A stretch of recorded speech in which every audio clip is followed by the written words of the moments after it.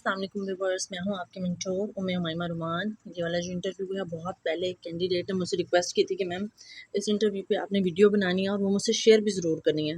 यकीन करें मुझे बिल्कुल नहीं टाइम मिला। आज अचानक से मुझे याद आया तो मैंने सोचा इस पे वीडियो बनानी चाहिए, क्योंकि इसमें कुछ इंपॉर्टेंट टर्म्स जो हैं वो डिस्कस की गई हैं, जैसे ICIR और मतलब लीज़े फेयर के हवाले से भी, उसकी प्रोनाउंसिएशन पे भी बात की गई है।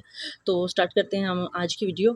सबसे पहले उन्होंने ये कहा कि मुझसे भी इंट्रोडक्शन नहीं लिया गया और इंट्रो जो है वो चेयरमैन साहब ने खुद करवाया। फिर डिस्ट्रिक्ट की प्रोफाइल्स जो हैं उनकी रेडी थी, इरिगेशन डिपार्टमेंट के हवाले से और डिस्ट्रिक्ट के हवाले से डिफरेंट इन्फॉर्मेशंस जो हैं उस पर इनकी अच्छी खासी बहस हुई, बात हुई। और उसके बाद वो कहते हैं कि जो मेन क्वेश्चनिंग स्टार्ट हुई ना वो थी कि उनसे ये पूछा गया कि आपके सब्जेक्ट BM में कौन कौन से थे। तो उनसे कहा गया कि 2 आपके इम्पोर्टेंट सब्जेक्ट हैं जो कि इकोनॉमिक्स और इंग्लिश हैं, और इन्हीं 2 इम्पोर्टेंट सब्जेक्ट से इनसे 2 डिफरेंट क्वेश्चंस पूछे गए। वो कहते हैं कि कुछ टर्म्स थी जिनके बारे में पूछा गया, तो कहते हैं मुझे उनके आंसर नहीं आते थे। तो एक इनसे पूछा गया व्हाट इज़ ICIR। जो ICIR है ना, ये एक नॉन प्रॉफिटेबल ऑर्गेनाइजेशन है, ठीक है। ICIR जो है वो स्टैंड फॉर है international centre for investigation and reporting, ठीक है। अब इसका काम क्या है? इसका असल काम है जो जर्नलिस्ट्स हैं ना उनको तैयार करना और ट्रांसपेरेंसी पे वर्क करना, कि मतलब छानबीन करके हर तरह से, और बेस्ट गवर्नमेंट के लिए काम करती है, मतलब गवर्नमेंट के बेस्ट इनिशिएटिव्स के लिए काम करती है, और जर्नलिस्ट को भी ये जो है ना मतलब तैयार करने पे वर्क करती है। और बेसिकली अगर देखा जाए तो ये एक नॉन प्रॉफिटेबल ऑर्गेनाइजेशन है। और फिर उनसे पूछा गया कि व्हाट इज़ पोएटिक जस्टिस। जो पोएटिक जस्टिस है ना, असल में ये एक आइडिया है, एक आइडियल फॉर्म है, ठीक है। एक आइडियल फॉर्म है, जैसे कि प्लेटो की यूटोपिया थी ना, आइडियल फॉर्म। ये भी इसी तरह की पोएटिक जस्टिस भी है कि जो है ये एक बेंचमार्क है, एक आइडियल फॉर्म है जस्टिस की, इंसाफ की एक आइडियल फॉर्म है, जिसमें ये होता है कि कोई भी लिटरेरी पीस अगर होगा ना, मतलब लिटरेरी पीस से मुराद अगर कोई पोइट्री है, कोई नज़म है, कोई गज़ल है, या कोई ड्रामा है, कोई नावल है, मतलब लिटरेरी पीस जैसा भी आपके पास है, उसका जो एंड होता है ना उसमें पोएटिक जस्टिस का होना बहुत ज़रूरी है। स्पेसिफ़िकली ज़्यादा फ़ोकस पहले किया जाता था पोइट्री के हवाले से, क्योंकि जो मेडिवल एरा था उसमें ज़्यादा पोइट्री पे वर्क हुआ है, तो इसलिए इसका नाम जो है वो पोएटिक जस्टिस ही रखा गया। लेकिन बाद में ये टर्म जो है वो ब्रॉडर सेंस में ली जाने लगी, और जितने भी लिटरेरी पीसेस हैं उन सब पे इसको लागू कर दिया गया। अब होता ये है इसमें पोएटिक जस्टिस में कि एट द एंड जो हम कहते हैं ना, all is well that ends well, तो ये उसी चीज़ पे काम करती है। मतलब जो गुड करैक्टर्स होते हैं ना उनको एंड में रिवार्ड दिया जाना चाहिए, और जो बैड करैक्टर्स होते हैं उनको पनिशमेंट मिलनी चाहिए।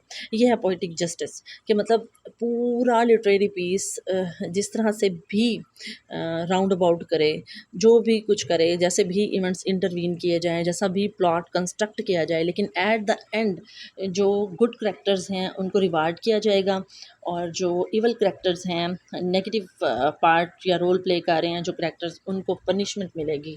और सबसे इम्पोर्टेंट बात इसकी ये है कि इसमें आयरनी ऑफ फेट पे वर्क किया जाता है, मतलब जो हमारी मुक़द्दर की आयरनी है ना, उसके थ्रू जो आप ऐसे समझ लें कि वाक़यात होते हैं ना उनको इस तरह इंटरवीन किया जाता है कि एंड में नेचुरल वे में ऐसा लगता है कि कुदरत ने सज़ा दी है बैड करैक्टर्स को, और इवल को जो है वो इरेडिकेट करने की कोशिश की गई है, ठीक है, फेट के थ्रू, किस्मत के थ्रू, मुक़द्दर के थ्रू।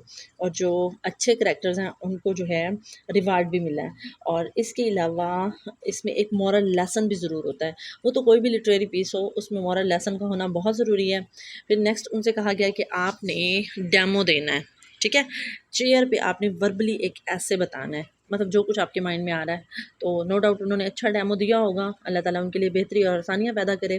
फिर वो कहते हैं कि बोर्ड पे मुझे कहा गया कि एक वर्ड राइट करें, तो स्पेलिंग बताई गई और वो स्पेलिंग थी लीज़े फेयर की, ठीक है। वो लिखा गया, अक्सर लोग इसको लिसेज फेयर, कुछ लोग इसको लीसेज फेयर, मतलब इस तरह से रीड आउट करते हैं, लेकिन इसका असल प्रोनाउंसिएशन है लीज़े फेयर, ठीक है।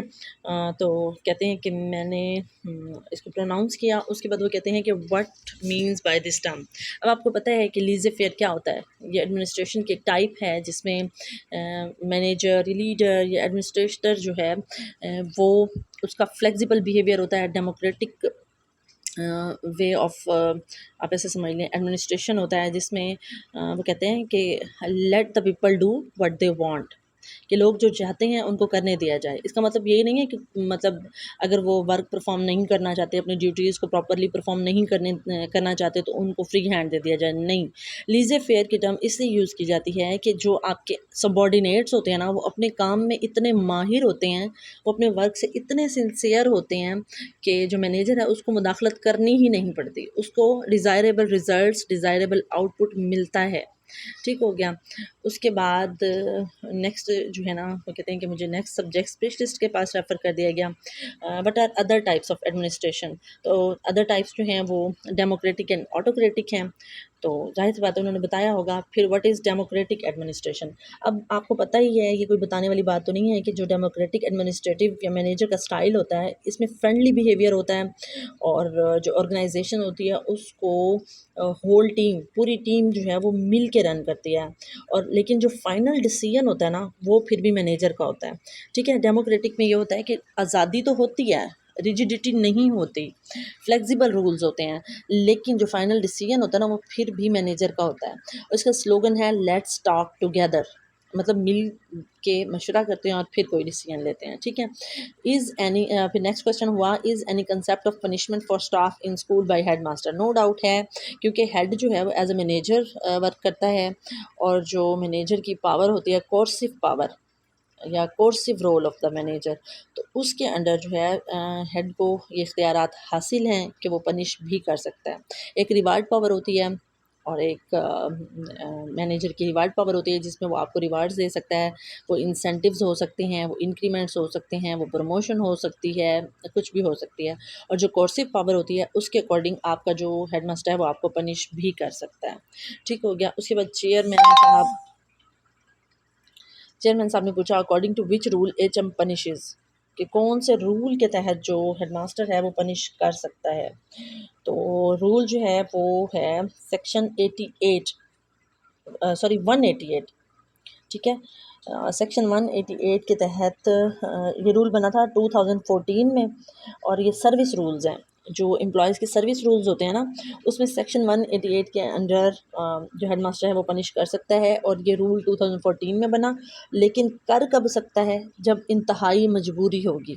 पहले वो रीइंफोर्समेंट का एलिमेंट यूज़ करेगा, डेमोक्रेटिक वे यूज़ करेगा, लेकिन अगर उसको डिज़ायरेबल आउटपुट नहीं मिलता, बहुत ज़्यादा मजबूरी है, तो तब जो हेडमास्टर है सेक्शन 188 के तहत, जो कि 2014 में फाइनलाइज किया गया था।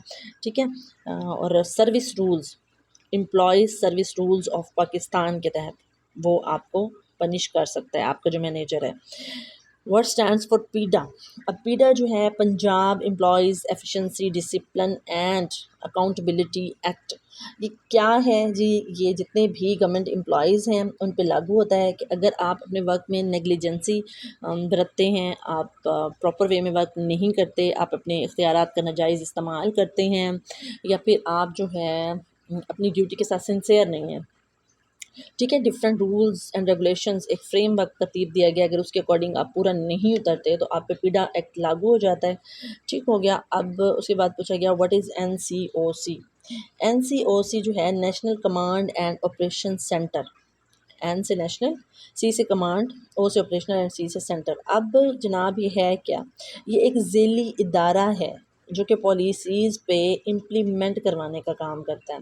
ठीक है। और असल में ये एनसीओसी जो है ना, इसको 2022 में बनाया गया था। ठीक है। और कोरोना के हवाले से जितना भी डाटा था वो एनसीओसी के ज़िम्मे था। उसके अलावा कोरोना पे काबू पाने के हवाले से जितने रूल्स एंड रेगुलेशंस थे, जितना फ्रेमवर्क था, वो एनसीओसी ने जो है तरतीब दिया था। और एनसीओसी जो है उसने कोरोना पर काबू पाने में बहुत ज़्यादा हेल्प प्रोवाइड की थी।